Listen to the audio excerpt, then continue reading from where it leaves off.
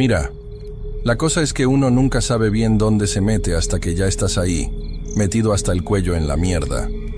Yo no quería irme, te lo juro por mi jefa que no quería, pero allá en Guerrero la cosa se puso fea.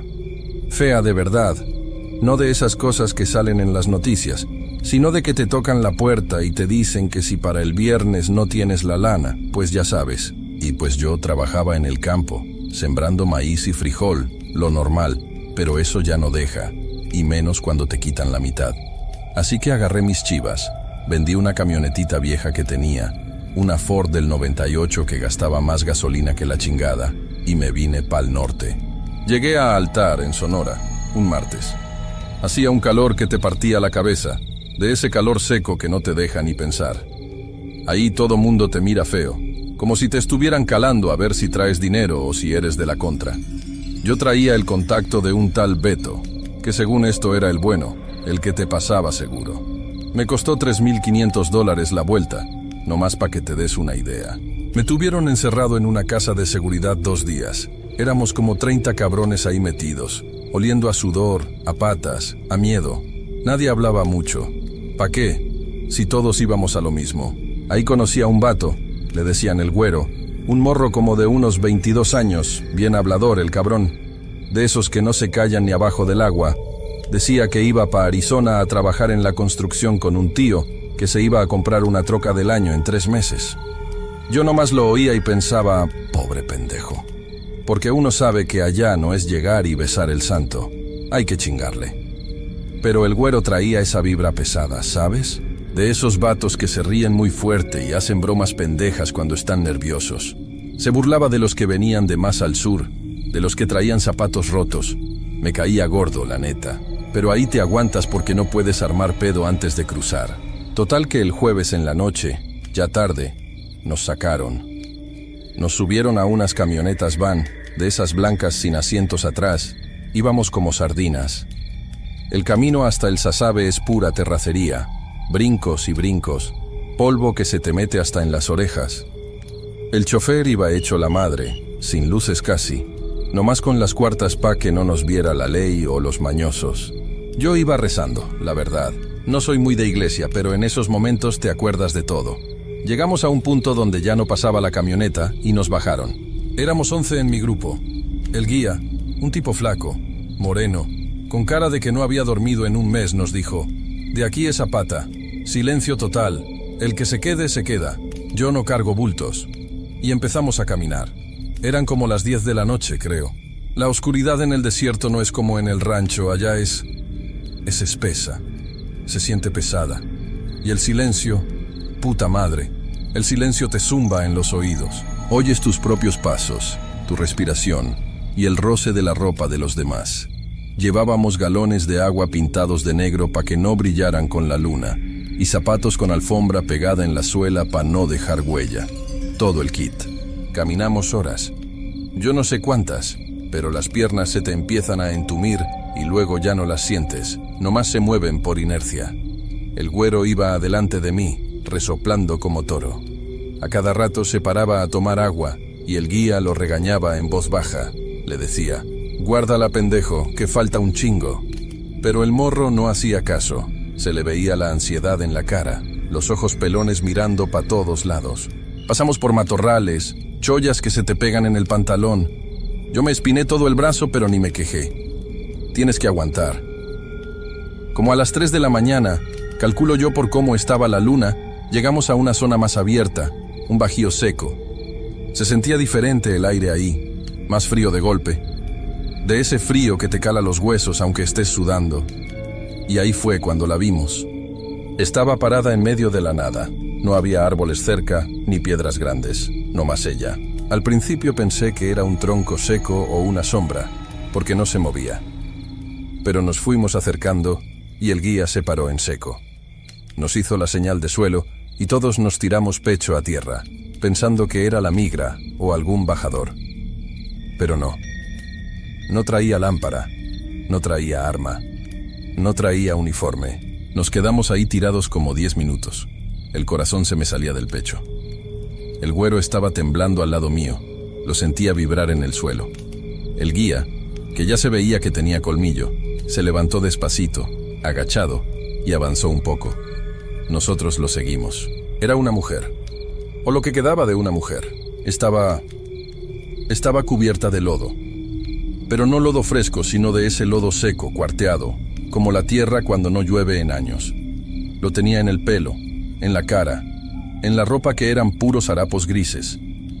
Parecía una estatua de arcilla mal hecha. Lo más cabrón eran los ojos.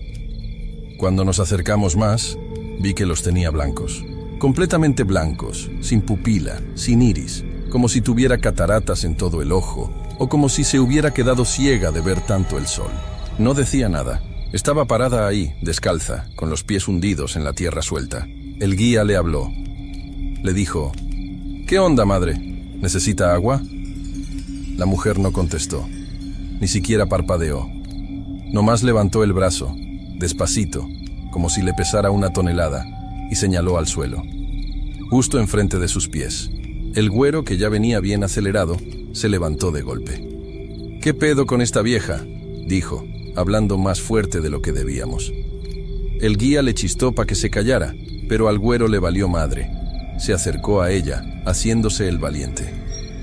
Yo creo que el miedo lo hizo actuar así. ¿Sabes? Cuando uno tiene mucho miedo, a veces se pone pendejo. «¡Te están hablando!», le gritó el güero. «¿Estás sorda o qué?». La mujer seguía señalando el suelo. Su dedo estaba todo chueco, lleno de esa tierra seca. La uña negra, larga. El güero se rió. Una risa fea, nerviosa. «Pinche vieja loca. Ha de ser una drogada que dejaron aquí tirada», dijo. Y luego hizo la estupidez más grande que he visto en mi vida. Sacó su galón de agua, le quitó la tapa y le aventó un chorro en la cara. «Ten pa' que te laves, cochina», le gritó. Fue horrible. El agua le pegó en la cara, en ese lodo seco. Y en lugar de escurrirse, la tierra como que la chupó de inmediato. Se oyó un sonido como cuando echas agua en un comal hirviendo. Un tss bajito. La mujer abrió la boca. Yo esperaba un grito, o que nos mentara la madre. Pero no. Abrió la boca, grande, demasiado grande. Se le descolgó la quijada de una forma que no es natural. Tronó el hueso. Crack. Y de la garganta no le salió voz. Le salió arena. «No te estoy cuenteando». Le brotó arena, como una fuente, pero espesa, viva. No era polvo, eran granos gruesos de arena de desierto. Se le desbordaba por los labios, cayendo sobre su pecho, sobre sus pies. El güero se quedó pasmado, con el galón en la mano, y de repente soltó el galón y se agarró la garganta con las dos manos. Empezó a hacer ruidos de ahogo. «Caj, caj». Se le saltaron los ojos. Se puso rojo, luego morado. Se tiró al suelo pataleando, arañando la tierra, como si quisiera sacarse algo de adentro. El guía gritó: «Vámonos a la verga», y echó a correr. Pero yo me quedé paralizado un segundo viendo al güero. El vato se estaba revolcando, y cuando abrió la boca buscando aire, vi que la tenía llena de arena, húmeda. Estaba escupiendo bolas de arena mojada, compacta. Se estaba ahogando en seco. «¿Cómo chingados te explicas eso? Estábamos en medio del desierto. No había agua, no había mar. Y este cabrón estaba escupiendo litros de arena mojada como si se hubiera tragado una duna entera». Se le veía la desesperación en la cara. Me miró un instante, con los ojos inyectados de sangre, pidiéndome ayuda. Estiró la mano hacia mí, pero yo no pude. Me dio un asco y un terror que me helaron la sangre. Se oía cómo se le rasgaba la garganta por dentro, la arena raspándole todo al salir. La mujer seguía ahí, quieta, con la boca abierta, soltando su chorro de arena que ya le llegaba a las rodillas, enterrándose sola. El güero dio una última sacudida, arqueó la espalda de una forma espantosa y se quedó quieto, con la boca abierta, rebosando de esa masa café y grumosa. Ahí reaccioné. La adrenalina me pegó y salí corriendo detrás de los otros. No volteé. Corrí hasta que sentí que los pulmones me iban a estallar. Me tropecé 1000 veces. Me rasguñé la cara con las ramas. Perdí un zapato, pero me valió madre. Seguí corriendo con un pie descalzo pisando espinas y piedras. Alcanzamos al guía como 2 kilómetros adelante. Estábamos todos llorando, algunos vomitaban del susto. Nadie dijo nada. Nadie preguntó por el güero. Sabíamos que ya no había nada que hacer. Caminamos el resto de la noche como zombies. Ya no nos importaba la migra, ni los narcos, ni nada. Nomás queríamos salir de ese maldito desierto. Al amanecer, ya con la luz del sol, nos encontramos a una patrulla de la Border Patrol. Nos entregamos. Fue el alivio más grande de mi vida ver esa camioneta verde con blanco. Nos dieron agua, nos subieron. Cuando nos interrogaron, el guía no dijo nada de la mujer. Dijo que el güero se había quedado atrás, que se sintió mal y se perdió. Yo tampoco dije nada. ¿Qué iba a decir? ¿Que una vieja de lodo le vomitó arena y lo mató? Me iban a encerrar en el manicomio, pero aquí viene lo más cabrón. Cuando deportaron al grupo, 2 días después, me enteré por otro de los que iban con nosotros que la migra mandó un helicóptero a buscar al güero, porque la familia había reportado. Tenían las coordenadas más o menos de donde nos habíamos separado. Encontraron el lugar. No había cuerpo. No estaba el güero. No estaba su ropa. No estaba el galón de agua. Dijeron que lo único que encontraron en ese punto específico, en medio de la sequía más perra de junio, fue un círculo de arena mojada. Un charco de lodo en pleno desierto donde no había llovido en meses. Y huellas. Un chingo de huellas de pies descalzos, pequeños, de mujer. Pero las huellas no se iban a ningún lado. Empezaban ahí y terminaban ahí. Como si hubieran brotado de la tierra y se las hubiera tragado otra vez. Yo ya no volví a intentar cruzar. Me regresé a mi pueblo. Estoy jodido de lana, sí. Pero prefiero tragar tierra en mi rancho que volver a ver eso. A veces en la noche, cuando hay mucho silencio, me despierto sudando porque siento arena en la boca. Me tengo que levantar a enjuagarme y escupo, pero sigo sintiendo los granos entre los dientes. Y me acuerdo de la cara del güero, de cómo se le inflaron los cachetes llenos de esa porquería. La gente dice que en el desierto se ven cosas por el sol y la deshidratación. Alucinaciones, les dicen. Pero las alucinaciones no te dejan arena mojada en los pulmones. Esa cosa no era gente. Y ese desierto tiene hambre, compa. No hambre de comida, hambre de otra cosa. Yo no sé qué fue. Nomás sé que el güero se quedó ahí, volviéndose parte de ese lodo seco. Y yo le doy gracias a Dios, o a quien sea, que no fui yo el que se rió. Porque esa mujer no estaba señalando el suelo, estaba señalando su tumba.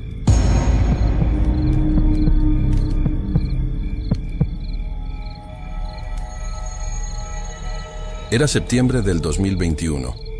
Hacía un calor de los 1000 demonios, de esos que no se quitan ni en la noche, que el pavimento sigue soltando vapor a las 3 de la mañana. Yo andaba con el Beto, un compa con el que crecí en la colonia. El Beto era buen muchacho, medio atrabancado, pero leal. Nos había caído un encargo, nada del otro mundo, nada de drogas ni fierros, solo gente. 3 hondureños, 2 chavos jóvenes de unos 20 y tantos, y un señor ya más grande, que se le veía en la cara que la vida le había dado duro. No me acuerdo de sus nombres, la verdad. Uno prefiere no saber nombres. Si sabes nombres, luego te acuerdas de las caras y eso no deja dormir. Les decíamos los primos y ya. Ni 900. El plan era sencillo. Teníamos que sacarlos de una casa de seguridad por Anapra y llevarlos cerca de las vías para que agarraran el tren. No la bestia, sino uno de los de carga que a veces jalan para el lado del paso, o que hacen maniobras cerca de los patios fiscales y luego suben. La cosa es que todo estaba muy caliente esos días. La Guardia Nacional andaba muy perra, patrullando cada brecha, y los de la maña también andaban nerviosos porque se habían calentado la plaza. Así que tuvimos que esperar. Estuvimos tirados en un terreno baldío, detrás de una bodega abandonada que olía a orines y a perro muerto, esperando a que bajara el sol. Me acuerdo que yo me estaba fumando un cigarro, cuidando que la brasa no se viera mucho, y el Beto estaba mensajeando con su novia, riéndose bajito. Los hondureños estaban hechos bolita contra la pared, ni hablaban. El más viejo tosía a cada rato, una tos seca, fea, de esas que suenan a polvo acumulado en los pulmones. Yo le pasé una botella de agua tibia, y le dije que le bajara al volumen porque si nos oían, nos iba a cargar el payaso a todos. Dieron las 11, las 12, nada. El tren que supuestamente tenía que pasar a las 10:30 no pasó. Eso es normal, los horarios de Ferromex son un desmadre, no es como en Suiza. Pero ya para la 1 de la mañana yo me estaba poniendo nervioso. El aire se sentía pesado, estático. No soplaba ni una brisa. De repente, el Beto me pega un codazo. Ahí viene, me dice. Agucé el oído. Sí, se oía el traqueteo, pero se oía distinto. No sé cómo explicarlo sin que suene a mamada. Un tren de carga normal hace un escándalo infernal, rechina, bufa. Sientes la vibración en el suelo desde kilómetros. Este no. Este se oía como suave, como si las ruedas estuvieran aceitadas de más o como si pesara menos. No sé. El caso es que vimos la luz a lo lejos, pero no era la luz potente esa de LED que traen ahora las locomotoras, que te dejan ciego. Era una luz amarilla, vieja, como de foco incandescente de 60 watts, medio de bilota. Ese no es el de las 12, le dije al Beto. Pues es el que hay, güey. Si no suben a este, quién sabe hasta cuándo pase otro.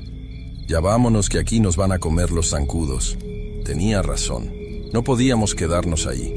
Les hicimos señas a los hondureños. Órale, vámonos agachados. Corrimos hacia el terraplén. La grava se nos metía en las botas, raspaba. Llegamos jadeando a la orilla de las vías justo cuando la locomotora pasaba frente a nosotros. Era negra, o gris muy oscuro. No alcancé a ver letras ni números. No traía el logo de Ferromex, ni de Kansas City Southern, ni nada. Pelón a la máquina. Y no iba rápido, iba como a vuelta de rueda, lo cual se nos hizo una bendición. «Al de la tolva no, al vagón», gritó el Beto. Vimos un vagón de caja, de esos cerrados, que traía la puerta corrediza medio abierta. Corrimos a la par. El Beto aventó primero al señor grande, luego ayudamos a los chavos, y al final subimos nosotros. La idea era acompañarlos un tramo, asegurarnos que no se cayeran o que no los bajaran los guardias en los primeros kilómetros. Y luego nosotros nos bajábamos antes de la zona federal y nos regresábamos a pie. Ese era el jale. Cobrar y vámonos. En cuanto caímos dentro del vagón, lo primero que sentí fue el calor. Afuera estaba caliente. Sí, estaríamos a unos 28 o 30 grados, pero adentro de esa madre, no mames. Era como entrar a un horno de panadería que acaban de apagar. Un calor seco, sofocante, que te golpeaba la cara. Y el olor. No olía a carga, no olía a granos, ni a cemento, ni a madera. Olía a... ¿Sabes cuándo dejas carne afuera y se empieza a secar, pero también tiene un dejo metálico, como a sangre vieja? Así olía. Y a cloro. Mucho cloro. Como si hubieran querido limpiar algo muy cochino y no lo hubieran logrado del todo. «Pinche calorón», dijo uno de los chavos hondureños abanicándose con la gorra. «Abran más la puerta», ordenó el Beto. Intentamos empujar la puerta corrediza para abrirla completa, pero estaba atascada. Ni para atrás ni para adelante. Nos quedamos con el hueco de medio metro por donde habíamos entrado. Nos sentamos en el piso. El piso estaba tibio, casi caliente al tacto. Vibraba. El tren empezó a agarrar un poco más de velocidad, pero seguía siendo un movimiento raro, muy fluido, sin los taca-taca normales de las uniones de los rieles. Yo saqué mi linterna, una de esas chiquitas de pilas, para ver dónde nos acomodábamos mejor. Alucé las paredes. El vagón estaba vacío, totalmente vacío, pero las paredes... Eso fue lo primero que me dio mala espina de verdad. La madera de las paredes interiores estaba toda rasguñada. No eran grafitis, ni marcas de «aquí estuvo el pelón», no. Eran surcos, profundos, como si alguien hubiera agarrado un desarmador o un cuchillo y hubiera intentado cavar. Pero eran muchos, cientos, y a diferentes alturas, unos a ras de suelo, otros tan altos que tendrías que estar parado de puntitas. Y había manchas oscuras en la madera, salpicaduras que se veían negras con la luz de la linterna. «¿Qué es esa madre?», preguntó el Beto mirando las marcas. «¿Quién sabe? A lo mejor traían ganado o algo», dije yo, para no asustar a los pollos. Pero yo sé que el ganado no viaja en estos vagones, y menos hace marcas así. Esas marcas parecían desesperadas. El hondureño viejo estaba en una esquina, rezando en voz baja. Yo traté de ignorarlo. Me puse a ver el celular para checar la hora. Sin señal. Sin servicio. ¿Traes señal, Beto? Nel. Muerto. Qué raro, aquí por la salida a casas grandes siempre agarra algo. A lo mejor son los inhibidores, güey. Ya ves que luego ponen esas madres para que no se comuniquen los halcones. Nos quedamos callados. El sonido del tren era un zumbido grave, constante. Pasaron 20 minutos, tal vez 30. Yo calculaba que ya debíamos estar pasando por la zona de las maquilas viejas, o tal vez ya tirándole al desierto abierto. Pero por la rendija de la puerta no se veía nada. Absolutamente nada. Ni las luces de la ciudad, ni estrellas, ni la luna. Solo una oscuridad densa, como si hubieran tapado el mundo con una cobija negra, y el calor seguía subiendo. Ya estábamos todos sudando a chorros. La ropa se me pegaba al cuerpo. Sentía que me faltaba el aire. «Oiga, jefe, me siento mal», dijo uno de los chavos. Se veía pálido, con los ojos desorbitados. «Aguanta, mijo. Ahorita que pare o baje la velocidad nos bajamos a tomar aire», le dije, aunque yo también sentía que la cabeza me daba vueltas. De repente, el tren empezó a frenar. No fue un frenazo de golpe. Fue una desaceleración suave, controlada. El zumbido bajó de tono. «¿Ya llegamos?», preguntó el Beto asomándose por la rendija. «¿A dónde, güey? Si vamos en medio de la nada». «Pues hay luz», me asomé. Efectivamente. El tren se detuvo por completo. No hubo rechinido final, solo silencio. Un silencio cabrón, instantáneo. Nos asomamos. Estábamos frente a una plataforma. No era una estación. No había edificio, no había bancas, no había letreros de Ciudad Juárez o Villa Ahumada. Nada. Era solo una plancha de concreto gris, larga, que se extendía en la oscuridad. Y cada tanto, había unos postes de madera viejos con un foco amarillo colgando de un cable. Esa era la única luz. Lo más raro era el suelo. No se veía el desierto, ni matorrales, ni basura. Solo concreto y oscuridad más allá de la luz de los focos. «¿Qué lugar es este?», preguntó el señor viejo. Su voz temblaba.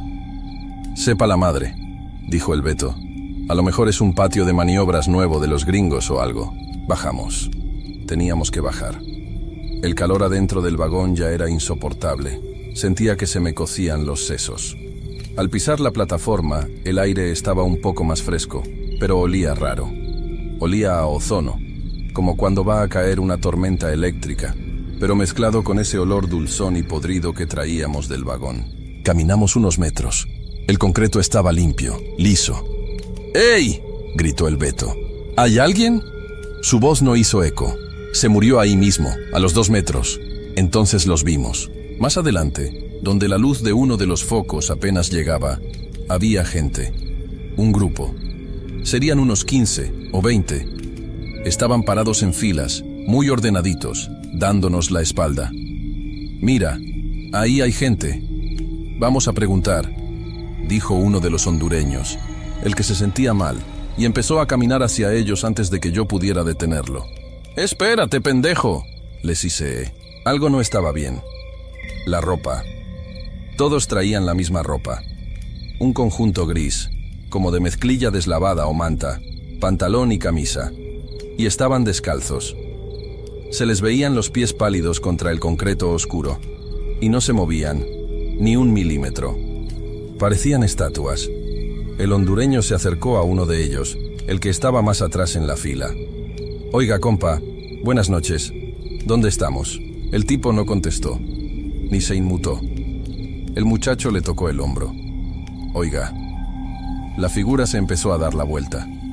Lento, muy lento. Como si le costara trabajo mover las articulaciones. O como si no tuviera huesos. Nosotros estábamos a unos 10 metros. El Beto tenía la mano en la navaja que traía en el cinto. Yo tenía la linterna alumbrando, pero la mano me temblaba tanto que la luz bailaba por todos lados. Cuando la figura terminó de voltear, el hondureño gritó. No fue un grito de hombre. Fue un chillido agudo, roto, como de animal herido. Se tropezó hacia atrás y cayó de sentón, arrastrándose con las manos para alejarse. La luz de mi linterna le dio en la cara a la cosa esa. Y digo cara, por decir algo, porque no tenía. No era que tuviera una máscara, no. Donde debían estar los ojos, la nariz, la boca, no había nada. Era piel, piel lisa, húmeda. Brillaba un poco bajo la luz amarilla, pero había un hundimiento. Justo en el centro, donde iría la nariz y la boca, había una concavidad, un hueco suave y redondo, como si alguien le hubiera sacado la carne con una cuchara sopera gigante y luego hubiera dejado que la piel sanara encima. Un cráter de carne lisa. Me quedé paralizado. El cerebro no te procesa esas cosas. Buscas lógica. ¿Es una máscara? ¿Es una quemadura? Pero no. Era incorrecto. Entonces, los otros empezaron a voltear. Todos. Al mismo tiempo, sin ruido. 20 figuras grises, descalzas, girando sobre sus talones. Todos iguales. Todos sin cara. Todos con ese hueco de cuchara en el rostro. El Beto fue el que reaccionó. ¡Córranle! ¡Córranle a la verga! No tuvimos que pensarlo 2 veces. El instinto te gana. Nos dimos la media vuelta y corrimos hacia donde creíamos que estaba el desierto, alejándonos de la plataforma, alejándonos del tren. Saltamos del borde de la plataforma de concreto hacia la oscuridad. Esperaba caer en arena, pero caí sobre piedras y matorrales espinosos. Me rasguñé todo, rodé, me levanté escupiendo tierra. Escuché al Beto gritando mi nombre. Escuché a los hondureños llorando y corriendo. Por acá, no se separen. Corrimos a ciegas. Nos tropezábamos con biznagas, con hoyos de animales. No paramos. Sentía que el corazón se me iba a salir por la boca. No volteé. Tenía pavor de voltear y ver a esas cosas grises viniendo detrás de nosotros, flotando o corriendo sin ruido. En eso, escuché un ruido metálico fuerte a mis espaldas. Clank. Pesesesesesesha. Volteé por puro reflejo, solo un segundo. El tren se estaba moviendo.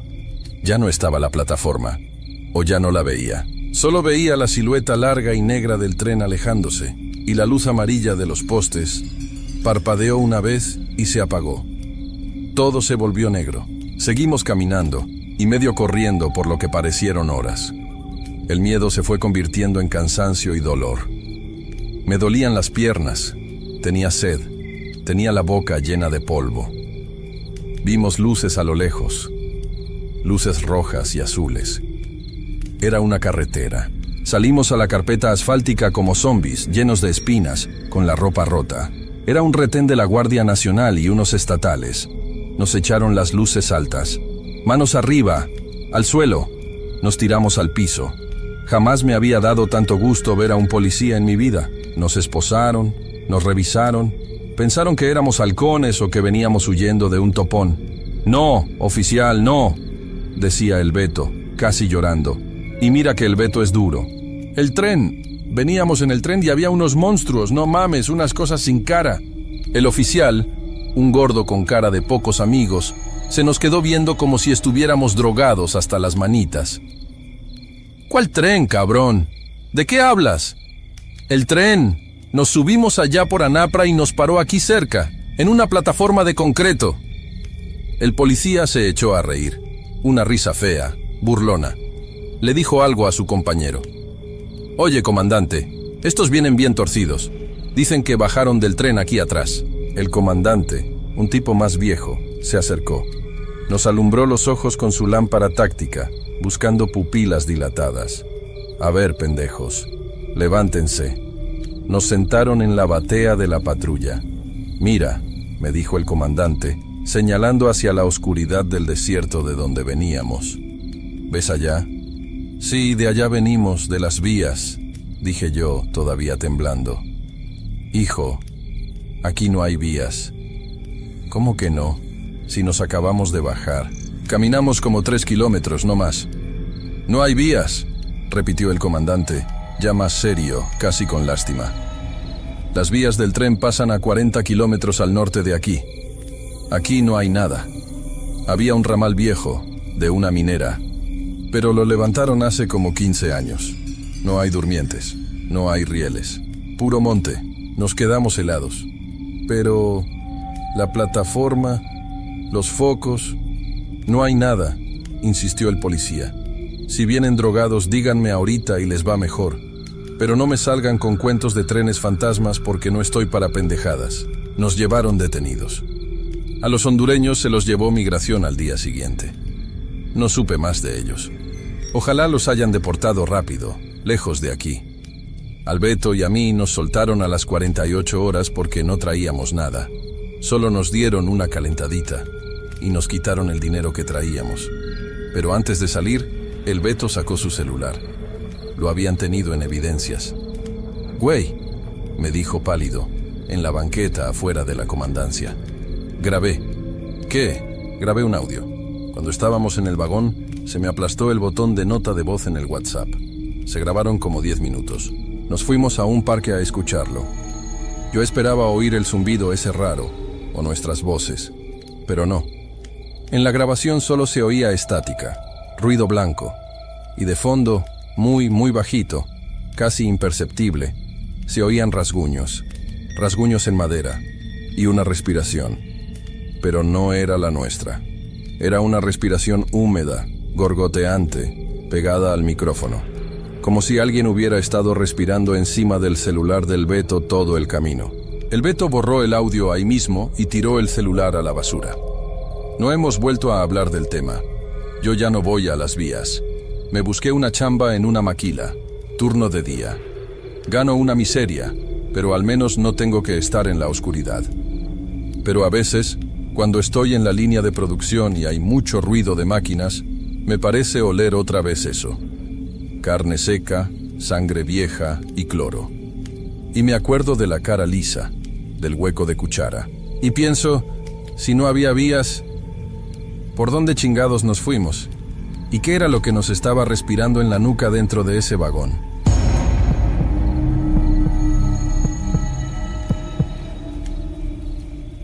Yo tenía 19 años.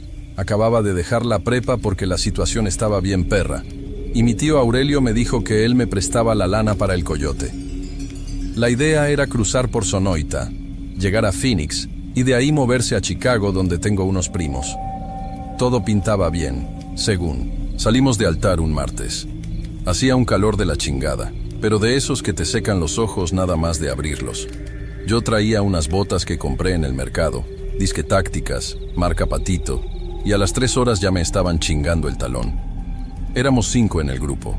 Iba yo, iba el Beto, que era de mi pueblo también. Un señor ya grande que le decíamos el tío, aunque no era tío de nadie, nomás por respeto. Un morro de Honduras que no hablaba casi nada, bien callado el vato. Y el pollero, un tal Chuy que se veía que se las sabía todas. El pedo fue al segundo día. La migra andaba brava, se veían las camionetas levantando polvo a lo lejos, y el Chuy nos hizo meternos por una zona bien fea, puro matorral y piedra, para rodear. Caminamos como 6 horas agachados, casi a gatas a veces, y en una de esas, el Chuy se paró a mear y nos dijo: «Espérenme aquí, voy a checar la loma». Y pues ahí nos quedamos como pendejos. Pasó media hora, pasó 1 hora. El tío empezó a ponerse nervioso. Decía que ya se había tardado. Yo le dije que se calmara, que a lo mejor vio algo y se escondió. Pero pasaron 3 horas, y el Chuy nunca volvió. Se peló el cabrón.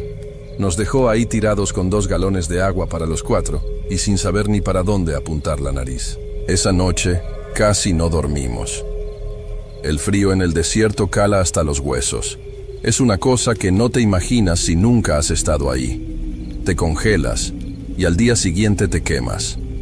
Nos acabamos 1 galón esa noche nada más de los nervios. Al amanecer, el tío dijo que él sabía orientarse por el sol, que había que caminar hacia el norte. ¿Y pues qué íbamos a hacer? ¿Quedarnos ahí a que nos comieran los zopilotes? Empezamos a caminar. Para el 4.º día ya no traíamos agua. Nada. La lengua se te pone como lija, se te pega al paladar. Intentas tragar saliva y no hay. Nomás te duele la garganta como si tragaras vidrios. El morro hondureño se desmayó 2 veces.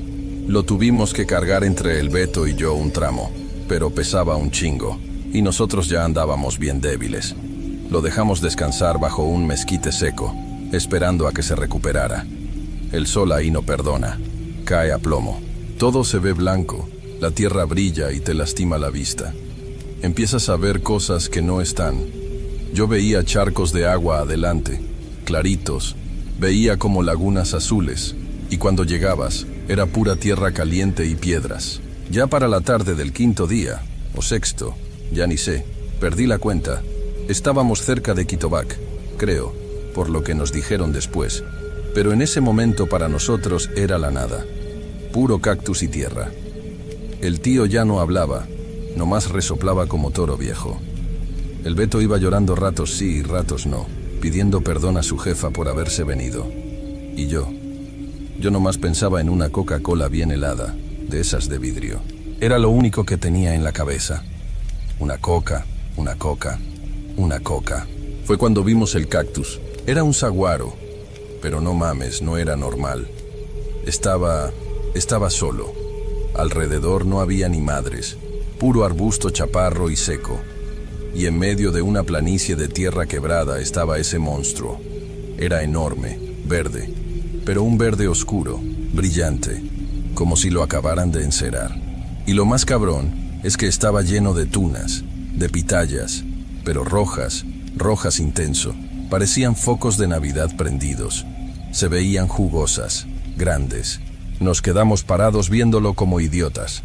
El hambre y la sed te hacen pendejo, pero algo en ese cactus me dio mala espina. No sé, estaba demasiado bonito para estar en ese infierno. No tenía polvo. Todo ahí tiene polvo, hasta las pestañas las traes llenas de tierra, y esa madre estaba limpiecita. El hondureño, que casi no se podía mover, cuando vio las frutas sacó fuerzas de quién sabe dónde y corrió. Bueno, corrió es un decir, se fue trastabillando hacia el cactus. Gritaba, ¡agua! ¡Agua! El tío y el Beto fueron detrás. Yo me quedé un poquito atrás porque me dolía un chingo la rodilla y la neta, me dio culo. Cuando llegaron al pie del cactus, el hondureño intentó subir, pero estaba muy débil y las espinas de abajo eran largas, como agujas de tejer. Se espinó todos los brazos y se tiró al suelo llorando. Entonces el Beto, que era más ágil, dijo, yo me subo, yo las bajo. El Beto se quitó la camisa para usarla de trapo y no espinarse tanto las manos. Empezó a trepar. Se veía desesperado, resbalándose, raspándose el pecho contra la corteza esa dura. Se le veía la sangre escurriendo por los brazos donde se encajaban las espinas, pero le valía madre. La sed era más cabrona. Llegó a donde empezaban los brazos del saguaro ya alto, como a unos 3 o 4 metros del suelo. Estiró la mano para agarrar una de esas tunas rojas. Y ahí fue cuando se oyó. No fue un ruido fuerte.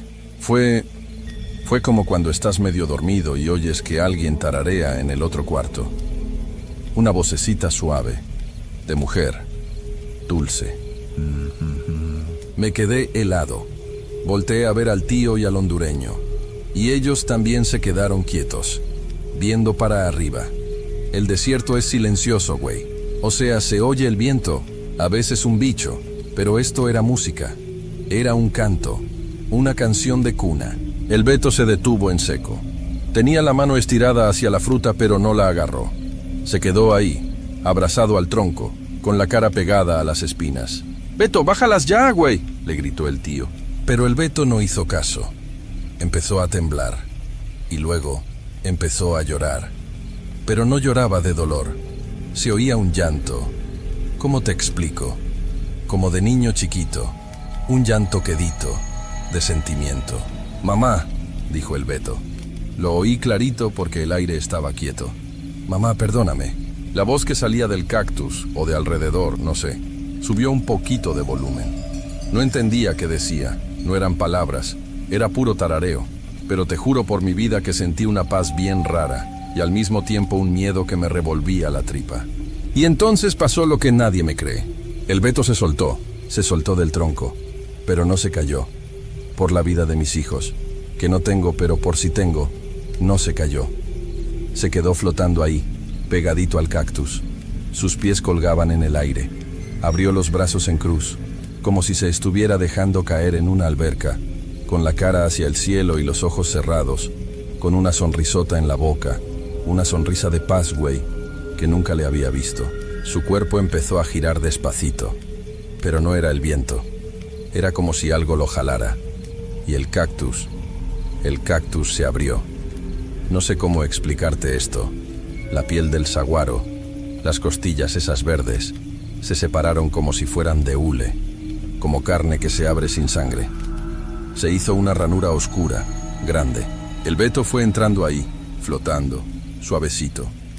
Primero entraron sus piernas, luego el torso. Yo quería gritar, quería correr y jalarlo de las patas, pero no me podía mover. Mis patas no me respondían. Estaba clavado en el piso viendo esa chingadera. Lo último que entró fue su cabeza. Y justo antes de que se lo tragara por completo, el canto paró de golpe. Silencio total. El cactus se cerró. Las costillas volvieron a juntarse. No quedó ni marca, ni cicatriz, ni sangre del Beto. Nada. El saguaro estaba igualito que antes. Pero donde el Beto había entrado, en una de las ramas, brotó una cosa. Fue rápido, como en cámara rápida de esas de la tele. Salió una bolita verde que se hinchó y se puso roja, roja, roja en cuestión de segundos. Una tuna nueva. Grande. Brillaba más que las otras. El tío y el hondureño estaban en shock, igual que yo. Pero la sed te hace animal, te quita lo humano. El hondureño se levantó, se limpió los mocos y empezó a pegarle al tronco con una piedra, gritando. Cayeron 3 o 4 tunas de las de abajo con los golpes. Rodaron por la tierra hasta sus pies. Se abrieron con el golpe y se veía la pulpa roja, jugosa, llena de semillitas negras. Olía... no mames, olía a gloria. Olía a dulce, a agua fresca, a sandía. El tío se aventó al suelo y agarró una. Se la metió a la boca con todo y cáscara. Le valió madre las espinas chiquitas. Masticaba con una desesperación. Se le escurría el jugo rojo por la barba. Parecía que estaba comiendo carne cruda, pero era la fruta. El hondureño hizo lo mismo. Comían y gemían de gusto. ¡Come, rata! ¡Está buena! ¡Está bien dulce!, me gritó el tío con la boca llena, los dientes todos rojos. Yo di un paso. Te juro que di un paso. Tenía la garganta cerrada de la sed. Ese olor me estaba volviendo loco. Quería correr y atragantarme con eso. Me agaché a agarrar una que había rodado cerquita de mi bota. La toqué. Estaba fría, helada, como sacada del refri. Y en eso, otra vez. Solté la fruta como si quemara. Me hice para atrás. Casi me caigo de nalgas. Esa voz. Ya no era una voz cualquiera. Era la voz de mi jefa. Mi mamá se murió de cáncer cuando yo tenía 5 años. Apenas si me acuerdo de su cara. Pero su voz, esa no se me olvida. Me cantaba esa misma tonada para dormirme. Duerme, negrito. Ramón, no comas, mi hijo. Escuché, clarito, aquí, pegado a mi oreja derecha. Sentí hasta el aliento tibio. Me paré en chinga. El corazón se me quería salir del pecho. ¡No coman!, les grité al tío y al hondureño. ¡No coman esa madre! Pero ni me pelaron. Ya se habían acabado las que cayeron y estaban buscando más piedras para bajar otras.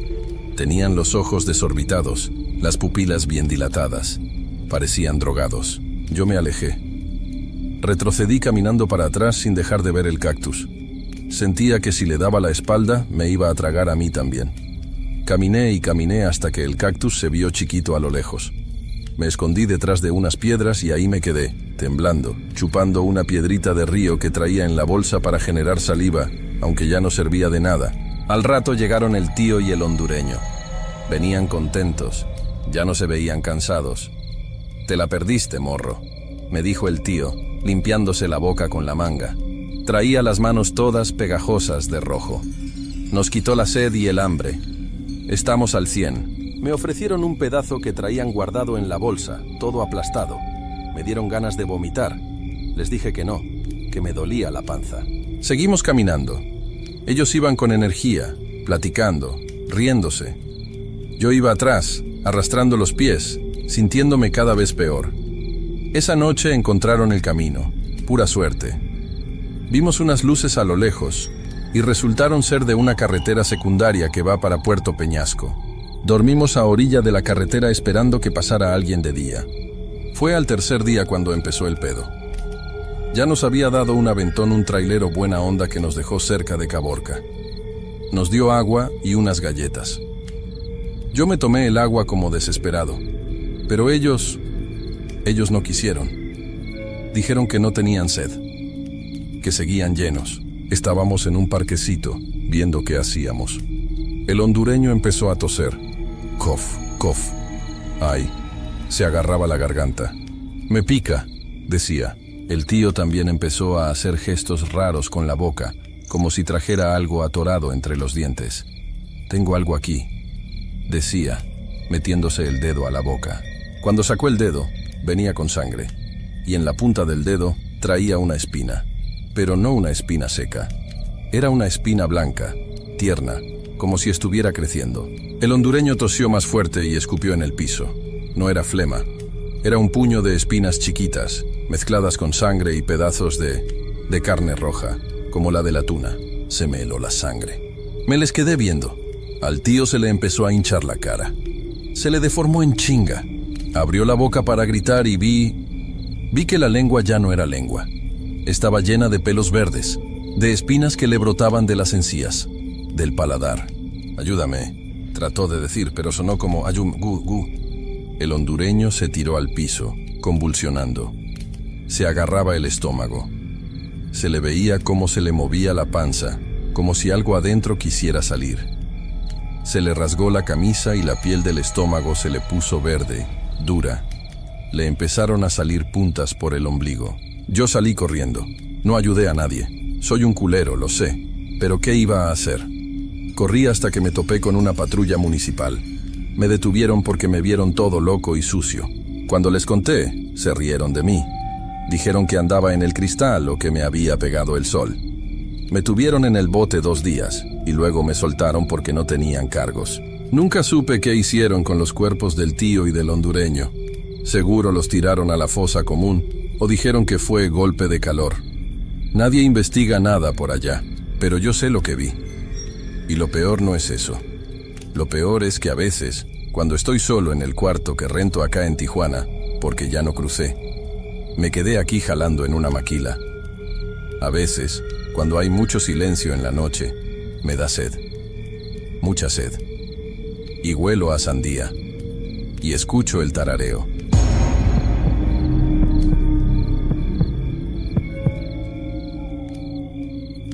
Yo traía unos Nike piratas que compré en el mercado allá en Veracruz, en Cardel. Me costaron 300 pesos. Se veían bien, ¿sabes? De esos de suela gruesa, disque para correr. Pero no son pa'l monte. No son para caminar 2 días entre pura espina y piedra caliente. A las 4 horas de que nos bajaron de la camioneta, ya sentía yo que la planta del pie se me estaba abriendo. No, espérate, déjame acomodarme. Así, ¿se oye bien? Ok. Es que uno piensa que lo difícil es el río. Todo el mundo en las noticias habla del río. Que si la corriente, que si los ahogados.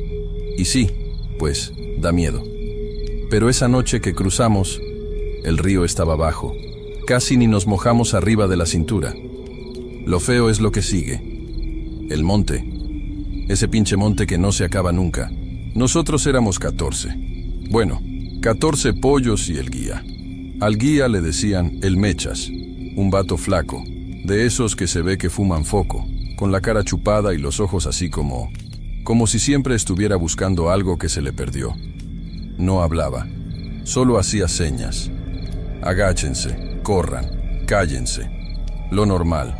Yo salí de Veracruz porque, pues, ¿para qué te cuento la historia triste de siempre? Mi hermana tiene una estética en Houston. Ella me dijo, vente, acá hay chamba poniendo uñas. Y una, de pendeja, cree que es nomás ir y ya. Vendí la moto, vendí la tele, pedí prestado a un agiotista, total, lo que hace uno. Pero te digo, el monte, caminamos toda la noche. Yo iba contando los pasos para no pensar en el dolor de los pies. 1, 2, 3, la espina, 4, 5, la piedra. Hacía un calor, no mames, un calor que se te pegaba en la ropa aunque fuera de noche. Sudabas y el polvo se te hacía lodo en el cuello. Me acuerdo que iba un señor, Don Beto le decían, un señor ya grande, de Michoacán. Iba tose y tose, una tos seca, fea. Yo pensaba, este ruco nos va a echar a la migra encima. Pero nadie decía nada. En el monte te vuelves egoísta. Si el de al lado se cae, tú nomás piensas, qué bueno que no fui yo. Así es la cosa. Pasamos unas brechas, cruzamos por debajo de unos ductos de gas. Esas cosas hacen un ruido bien raro, como si la tierra tuviera tripas y le estuvieran sonando. Y luego nos perdimos. Yo no sé mucho de orientación, pero sé cuando un vato no sabe dónde está. El Mechas se paraba a cada rato, miraba el celular. Traía uno de esos cacahuatitos viejos, no un smartphone, y miraba al cielo. Daba vueltas. Nos hizo caminar en círculos como media hora. Yo me di cuenta porque pasamos 2 veces junto a un árbol quemado que parecía, no sé, parecía una mano saliendo de la tierra. La primera vez lo vi y me persigné. La segunda vez dije, chingada madre, ya valió. El Mechas se puso nervioso. Empezó a decir que las coordenadas habían cambiado, que la maña había movido las marcas. Puros pretextos. Estábamos perdidos en medio de la nada, en algún lugar entre McAllen y quién sabe dónde. Texas es enorme, güey. Es un monstruo de tierra seca. Y ahí fue cuando topamos con la cerca. Mira, cercas hay muchas, de alambre de púas, de esas ganaderas, oxidadas, tiradas. Uno se las brinca o se pasa por abajo. Yo ya me había roto el pantalón en 1 hora atrás. Pero esta era distinta. No sé cómo explicarte para que no suene a cuento de espantos, porque no es cuento. Es lo que vi. Era una cerca alta, más alta de lo normal. Unos 2,5 metros, tal vez. Los postes no eran de madera vieja, eran de metal, pero se veían raros, como si el metal tuviera venas. Estaba oscuro, no había luna casi, pero se notaba un brillo raro en el alambre. El alambre no estaba oxidado, estaba limpio, brillaba como plata nueva, y eran muchas líneas, no las 3 o 4 normales. Eran como 20 hilos de alambre de púas, tupido, de abajo hasta arriba. Parecía una pared tejida. El Mechas se quedó parado viéndola. Esto no estaba aquí, dijo. Fue la primera vez que lo escuché hablar con miedo. No miedo de que nos agarren, miedo de no entender. Don Beto, el señor que tosía, se sentó en el suelo. Ya no puedo, dijo. Déjenme aquí. Cállese, viejo, le dijo otro muchacho, uno de Honduras. Hay que cortar. El Mechas sacó unas cizallas de la mochila, unas pinzas grandes para cortar cadenas. Nadie prende lámparas, dijo. Nadie hace ruido. Nos acercamos. Yo me quedé un poco atrás porque me estaba quitando una espina que se me había metido en el tobillo, atravesando la calceta. Estaba sobándome cuando escuché el sonido. ¿Has oído cuando tensas una cuerda de guitarra y se rompe? Ese twing, pero metálico, grave. La cerca vibró. Te lo juro por mi Madre Santa que está en el cielo. No había viento, ni una brisa. El monte estaba callado, ni los grillos sonaban. Pero el alambre vibró. ¡Shim! Como si tuviera electricidad, pero no eran chispas. Era movimiento. El Mechas se acercó con las pinzas. Está tensa esta madre, susurró. Agarró uno de los hilos de abajo para cortarlo y abrirnos paso. Y ahí pasó. No fue rápido como un balazo. Fue lento, asquerosamente lento. Cuando el Mechas puso la cizalla en el alambre se dobló. Pero no se dobló hacia afuera por la fuerza. Se dobló hacia su mano, como una víbora cuando la pisas. El alambre se enroscó en la herramienta y luego, en un parpadeo, subió a su muñeca. El Mechas gritó, pero no fue un grito fuerte, fue un ¡ah! Ahogado, como de sorpresa. Trató de jalar la mano. ¡Ayúdame! ¡Se atoró!, dijo. El muchacho de Honduras se acercó a jalarlo. Yo me levanté, olvidándome del pie. ¡Corta! ¡Corta!, le decían, pero el alambre no soltaba. Y entonces vimos que los otros hilos, los de arriba, los de abajo, se empezaron a mover. Se destrenzaban de los postes y se estiraban hacia ellos. Como tentáculos, güey. tentáculos de metal con espinas. El Mechas tiró de su brazo con todas sus fuerzas, apoyando los pies en la tierra. ¡Me corta! ¡Me corta!, chillaba. Y sí, las púas se le estaban enterrando, pero no salía sangre. Eso fue lo que me hizo vomitar después, cuando lo pensé bien. En ese momento no lo procesé, pero no había sangre. La piel se abría, sí. Se veía la carne roja, se veía el hueso blanco, pero en lugar de chorrear sangre, salía un polvo blanco, fino, como cal, o como coca, o como ceniza. El polvo caía al suelo y donde caía, la hierba se secaba en segundos, se ponía negra. ¡Suéltalo, pendejo!, le gritó don Beto al hondureño. Pero el hondureño también estaba atrapado. Un hilo le había agarrado la pierna, y entonces la cerca jaló. No fue un tirón seco, fue una fuerza constante, mecánica. Crack, crack, crack. El brazo del Mechas. ¡Ay, Diosito! El brazo se desprendió. No se cortó limpio, se arrancó, como cuando le arrancas la pierna a un pollo rostizado. Se oyó cómo tronaban los tendones, cómo se rompía el hueso. El Mechas cayó para atrás, revolcándose, agarrándose el muñón. Y del hombro le salía ese chorro de polvo blanco, cubriéndole la cara, la ropa. Tosía y escupía blanco. El brazo se quedó en la cerca. Y esto es lo peor. La cerca se lo comió. El alambre envolvió el brazo arrancado, lo apretó, lo giró, y vimos cómo la carne se iba deshaciendo entre las púas y se convertía en más alambre. El hueso se quedó ahí, atorado, como un adorno macabro, y vi que no era el único. Miré hacia arriba, en la parte alta de la cerca, donde no alcanzábamos a ver bien antes, había cosas. Había un cráneo, había una bota vieja con un pedazo de tibia adentro. Había ropa hecha jirones entretejida con el metal. Esa cosa estaba hecha de gente, se alimentaba de gente. ¡Corran!, gritó alguien. No sé quién fue. Yo nada más me di la vuelta y corrí. Me valió madre el pie, me valió madre el cansancio, me valió madre la migra. Corrí hacia atrás, hacia donde veníamos, pero oíamos el ruido. Ras, ras, ras, ras. Sonaba como 1000 cuchillos afilándose al mismo tiempo. Volteé una vez, solo una vez. La cerca no estaba fija en el suelo. Los postes caminaban, se desenterraban y se volvían a clavar metros más adelante. Avanzaba a saltos, clavándose en la tierra, arrastrando esa cortina de muerte. Y crecía, juro que crecía. Cuando la vimos medía 2,5 metros. Ahora que nos perseguía, le calculo unos 3 o 4 metros de alto. Se estiraba para taparnos el paso, para rodearnos. El hondureño, el que se quedó trabado de la pierna, no pudo correr. Lo escuchamos gritar. ¡No me dejen! ¡Mamá! ¡Mamá! Y luego el grito se cortó en seco, con ese sonido de gorgoteo seco, de polvo llenando la garganta. Y el crack de huesos. Nos dispersamos. Éramos 14. Creo que esa noche nos separamos todos. Yo me fui con una muchacha de Chiapas, jovencita, de unos 18 años. Nos metimos abajo de un matorral espinoso, de esos que tienen espinas como agujas. Nos quedamos ahí, abrazadas, temblando, sin respirar. La cosa esa pasó cerca.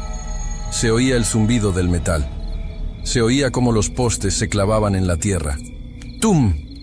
¡Tum! Pasó a unos 5 metros de nosotras. Vi los hilos de alambre buscando, como antenas de insecto, tanteando el aire. Y en uno de los alambres vi la mano del Mechas. Todavía tenía el reloj puesto, un Casio barato de plástico negro. La mano estaba gris, seca, y se movía junto con el alambre. Ahí fue cuando escuchamos la voz. No venía de una persona, venía de la cerca, venía de la vibración de los alambres. No era una voz humana, era como si el viento pasara por tubos oxidados, pero formaba palabras. El muchacho hondureño, o lo que quedaba de él, habló desde la cerca, o la cerca habló con su voz, pero distorsionada. Dijo, ella no es una cerca, ella es la frontera. Y la frontera no deja salir a nadie. Lo que entra aquí se queda aquí. La muchacha de Chiapas se tapó los oídos y empezó a llorar quedito. Yo le tapé la boca con la mano, aunque me mordió. Cállate, pendeja, o nos carga la chingada, le susurré al oído. Nos quedamos ahí horas, hasta que amaneció. El ruido se fue alejando hacia el norte. Cuando salió el sol, salimos. Estábamos todas rasguñadas, llenas de espinas, con la ropa rota. No había rastro de la cerca. Nada. Solo tierra revuelta, como si hubieran pasado un arado gigante. Y en la tierra, ese polvo blanco. Caminamos de regreso al sur. Nos valió madres el sueño americano. Solo queríamos salir de ese infierno. Encontramos a don Beto tirado a medio camino. Estaba vivo, pero no hablaba. Estaba en shock. Tenía la mirada perdida.